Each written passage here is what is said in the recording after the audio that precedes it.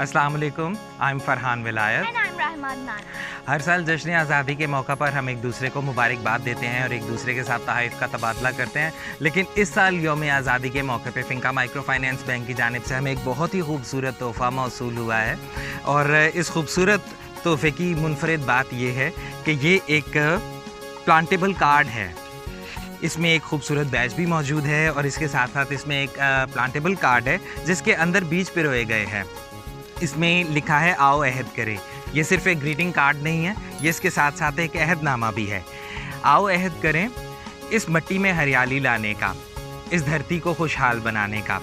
और इसके साथ साथ इस पर कुछ इंस्ट्रक्शंस हैं कि इस कार्ड को छोटे छोटे टुकड़ों में तकसीम करें, इन टुकड़ों को मिट्टी में 2 इंच नीचे बोएं, बिला नागा इसे मुनासिब मिकदार में पानी दें और पाकिस्तान को सरसब्ज़ बनाने की कोशिश पे फ़ख्र करें।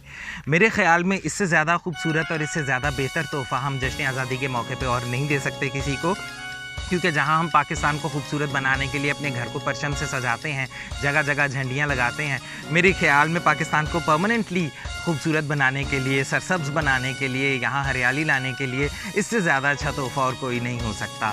तो आइए अहद करते हैं कि हम पाकिस्तान को इसी तरह से हर साल शजरकारी करके 14 अगस्त पे हम पाकिस्तान को मज़ीद सरसब्ज़ बनाएंगे। आप सबकी तवज्जो का बेहद शुक्रिया।